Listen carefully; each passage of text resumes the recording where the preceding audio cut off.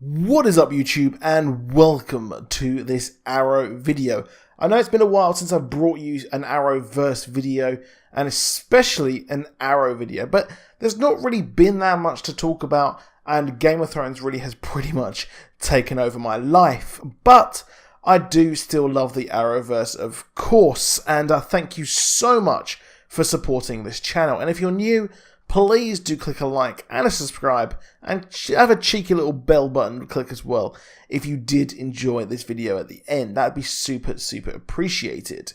Now, like I said, there's not been too much to actually talk about in the upcoming news of Arrow and the Arrowverse as a whole. However, we are ramping up, and the media and especially the CW are ramping up for, of course, the upcoming seasons. And Mark Guggenheim has been out there spouting all kinds of news pieces, especially to Entertainment Weekly, and providing us with upcoming titles of episodes and kind of like the script cover sheets, which is super nice of him, isn't it? But the biggest thing for me about the last season is, of course, Deathstroke. Now, Deathstroke was the coolest part of the finale, and possibly the best bit of Season 6, if it wasn't for good old Josh Segarra playing Prometheus, who is possibly one of the best TV villains, in my opinion, throughout. Now, at the end, we saw Deathstroke. He was like, you know what, screw you guys, I'm going home, I'm going to go and find my own way off this island. Now, obviously, we will be getting flashbacks for the island, and we've seen clips of this in the trailer as well, which has shown Deathstroke possibly after all the bombs have gone off, and he is walking around and seemingly fighting someone as well. So I don't think the fight is actually over yet on that island in regards to it being shown on the TV show. But the question is, how will he actually return to the show? Now, we have a casting call for his son, which I talked about previously in another video in a lot more in depth about his two sons possibly returning to Arrow or coming to the show for the first time, possibly. And I expect that it'll be one of those, and I'll put up this is the casting information here about an Aussie lad who is quite introverted, and I thought possibly it could be Jericho Wilson who would be son there. And I expect that this will be why he'll return, and it will be to do with his son, because the Arrow Season 6 theme is all about family, and we had that confirmed at the Heroes and Villains FanFest panel in London, which I loved. I was there, I was in the panel, and I just want to say thank you to the staff there for making it such an awesome day. And if you have one visiting your city in the US very soon, then I would highly recommend picking up tickets, because it is a fantastic day. And I don't know about, it might be just the way that the Olympia in London was laid out, but the layout of the whole place was perfect. A big criticism I have of MCM here in the UK, which is the biggest UK Comic Con, which is just a bit too claustrophobic, and I don't think it would be good for people who can't handle big crowds, which is a shame.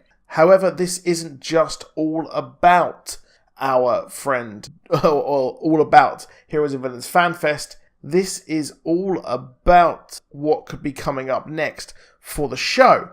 Now, we've had it confirmed that it will be returning.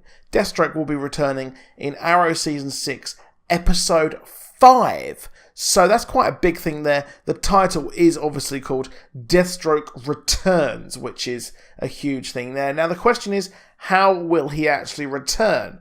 Will he return being a good guy or a bad guy? Obviously, he killed poor old Oliver Queen's mother. And you know what? Will Oliver actually forgive him for that? Will Thea forgive him for that as well? And albeit he was under the influence there. But I expect that Oliver will actually be helping him out, and we will have that team up, which would be so awesome to see. And Slade will actually come to Oliver asking for help to get his son or sons back. So that'd be nice to see there, to be honest. Now, part of me was thinking that this episode might be the infamous Olicity wedding, and I'll get into why I think that. And we are going to be getting an Olicity wedding this season, seemingly. Now, that is a big speculation for me there, of course, saying that will actually happen. I expect they'll probably save that. But Mark Guggenheim has actually said that in regards to Felicity and Oliver, he said, we put them on a very specific trajectory at the end of Season 5. It would be very schizophrenic for us to suddenly take them off that trajectory. There is not a single romantic kiss between any of the two characters in the season premiere, which is quite big there in the fact that we're not actually going to get them. So we know that they're going to be coming back. We know that Olicity, much to the behest of everyone, and Season 4 really did suffer at the hands of the curse of Olicity, which I think is a real shame. Now, part of me why I was thinking that this might be a big Olicity episode is the fact that Ragman is returning. Now, last we saw Ragman, he lost his powers, he lost his rag, and I expect he probably would be pretty annoyed at Team Arrow. Now, I think that the characterization really didn't work. It was a bit of a cop-out that he instantly forgave Felicity for killing his family, and obviously I think that on whatever level you would still begrudge her for doing what she did, and I thought that she would probably hate Team Arrow for kind of existing and then making this whole incident actually happen. It is partly their fault.